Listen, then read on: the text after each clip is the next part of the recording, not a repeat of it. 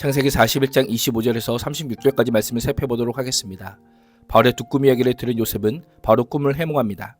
두 가지 꿈은 같은 내용임을 밝히며 꿈을 두 번 꾼 것은 하나님께서 정하신 일이라고 합니다. 일곱 좋은 암소와 일곱 좋은 이삭은 7년의 풍년을, 흉한 일곱 소와 마른 일곱 이삭은 7년의 흉년을 가리킨다고 선언합니다. 요셉은 꿈을 해석하는 데 그치지 않고 7년의 풍년과 7년 흉년에 대한 지혜로운 대비책까지 제시합니다. 25절에서 32절은 요셉의 꿈 해석입니다. 요셉은 바로에게 바로의 꿈은 하나라고 합니다. 암소와 이삭이라는 서로 다른 상징이 사용되었지만 전달하는 메시지는 동일하다라는 것입니다. 또한 요셉은 하나님의 그가 하실 일을 바로에게 보이심이니라 라고 합니다. 하나님이란 표현을 직역하면 그 하나님입니다.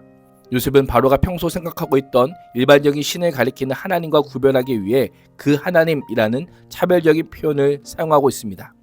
신이라 추앙받던 바로가 절대 권력을 가진 군주가 아니라 그를 왕으로 세운 분이 하나님이며 애굽 역사의 주도권 또한 하나님께 있음을 알려주고 있습니다.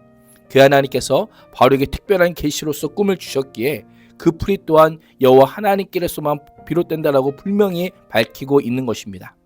이를 통해 요셉은 꿈의 주인이 누구인지를 정확히 합니다. 보이는 왕은 바로이지만 실제 통치자는 하나님입니다. 우리 인생도 그러합니다. 세상에 보이는 부와 권력이 실세가 아닙니다. 모든 인간의 계획은 하나님께 달려있고 하나님만이 참된 왕이요 하나님만이 역사의 참된 주권자입니다. 요셉은 바로의 두 꿈에 등장한 좋은 일곱 암소들과 좋은 일곱 이삭들이 모두 일곱 해를 상징하는 것이라고 합니다. 그 위에 올라온 파리하고 흉한 일곱 암소들과 동풍에 말라버려 속이 빈 일곱 이삭도 모두 일곱 해를 가리킨다라고 합니다. 요셉이 바로의 꿈을 듣자마자 꿈의 상징물들을 하나의 의미로 엮어낼 수 있는 그 비결이 무엇이었을까요? 그의 해석이 인간의 지혜가 아니라 하나님께서 주시는 영적인 지혜였기 때문입니다. 28절에 따르면 내가 바로에게 이르기를 하나님이 그가 하실 일을 바로에게 보이신다 함이 이것이라 라고 합니다. 요셉은 꿈을 해석하기 전에도 꿈의 중간에도 모든 일의 배후에 하나님이 계심을 분명히 거듭하여 밝히고 있습니다. 바로와 자신의 해석을 듣고 있는 모든 사람들에게 하나님에 대해 증거하고 있는 것입니다. 29절 이하에서 바로가 꾼 꿈의 구체적인 의미가 무엇인지를 설명합니다. 요셉은 전에 없었던 큰 풍년이 앞으로 온 애굽 땅에 7년 동안이나 계속될 것이다 라고 합니다. 그런데 곧이어 7년 흉년이 들 것을 말합니다. 잊어버리게 되고 라고 하는 표현은 잊다, 무시하다는 뜻으로 성경에서는 어떤 사건은 물론 그 존재 자체를 마치 없었던 것처럼 완전히 망각했을 때 사용합니다.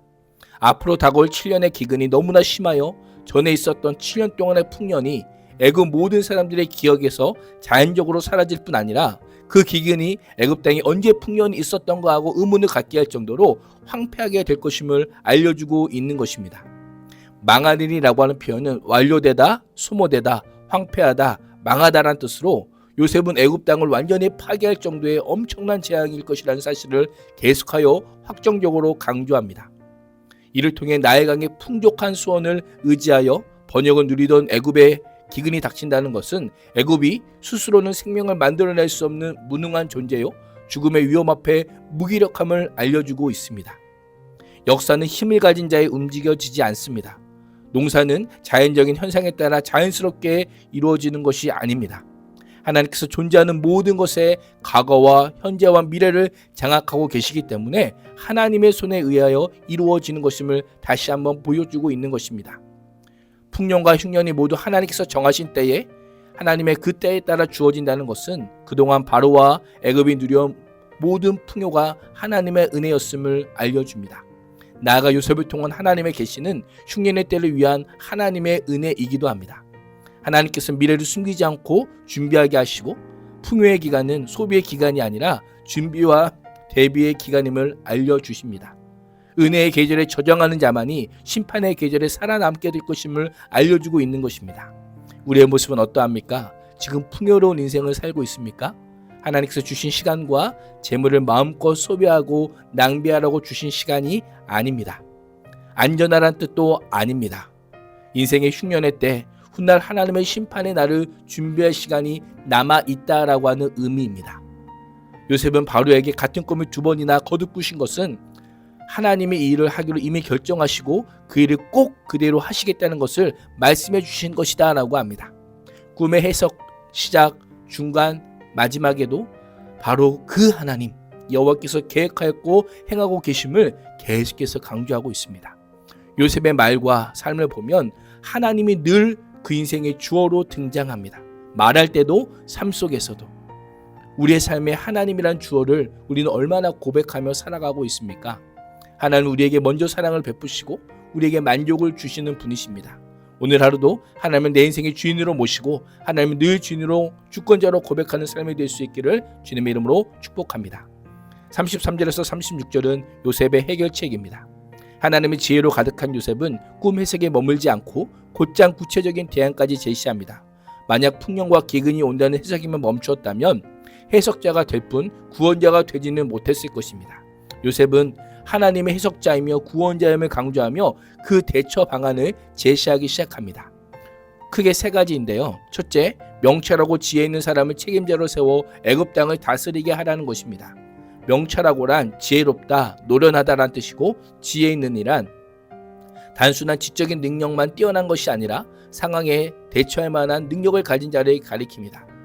요셉은 사물에 대한 정확한 식별력과 상황에 대한 예의에 대한 통찰력을 가지고 위기에 대처해 나갈 수 있는 능력이 있는 가진 자를 세워 위기관리와 체계적인 대비를 맡길 것을 제안하고 있는 것입니다. 두 번째로 전국의 각 지방에 감독관을 두고 최고 책임자 아래 행정 분담 체계를 갖출 것을 제시합니다. 감독관이란 표현은 군림하는 자라는 의미보다는 조사하는 자, 봉사하는 자라는 의미로 바로를 위하는 동시에 애굽 백성을 위하는 정책을 입안할 것을 제안하고 있습니다. 셋째, 풍년이 계속되는 7년 동안에 애굽 땅에서 거둔 것의 5분의 1을 해마다 거둘 것을 제시합니다. 앞으로 7년 동안 거두어야 할 양은 지금까지 세금으로 거두어들이던 10분의 1의 2배입니다. 49절에 따르면 풍년 기간 동안에 저장한 곡식의 양이 엄청나서 마치 바다의 모래와 같았기 때문에 백성들에겐 이 세금이 큰 부담이 없었을 것입니다. 구체적으로 앞으로 올 흉년에 감독관들은 모든 곡물을 거두어들이고 바로의 권한 아래 각 성읍의 곡식을 저장해야 했습니다. 이를 위해 사전에 저장시설을 마련해야 했고 저장소의 식량을 흉년이 들 때까지 철저하게 관리하고 보존할 것을 지시합니다. 36절에 따르면 요셉은 이와 같이 그 곡물을 이 땅에 저장하여 애굽 땅에 임할 7해의 흉년을 대비하시면 땅이 이 흉년으로 말미암아 망하지 아니하리라 라고 말합니다. 망하다란 표현은 문자적으로 끊어지지 않을 것이다 라는 의미입니다. 성경에서 이 표현은 하나님의 율법을 어긴 자에게 가해지는 형벌적인 죽음을 가리킵니다. 요셉은 바로가 자신의 의견을 거절할 경우 애굽 제국에 멸망할 것임을 선언함과 동시에 단순한 제안이 아니라 반드시 받아들여지고 실행되어야 함을 강조합니다. 요셉의 삶은 우리에게 중요한 한 가지를 알려줍니다. 하나님의 뜻을 아는 자에게서 그치는 것이 아니라 하나님의 뜻이 현실이 되도록 살아내는 자였습니다. 오늘 하루도 하나님의 말씀이 내 삶을 통하여 번역되고 해석되고 성취되어서 세상에 하나님을 보여주고 말하고 듣게 하는 놀라운 은혜가 있기를 주님의 이름으로 축복합니다. 기도하겠습니다. 하나님, 하나님의 말씀이 내 삶을 통하여 번역되고 해석되고 성취되어 세상에 하나님을 보여주고 말하고 듣게 하는 복음의 통로가 되게 하여 주옵소서. 예수님의 이름으로 기도합니다. 아멘.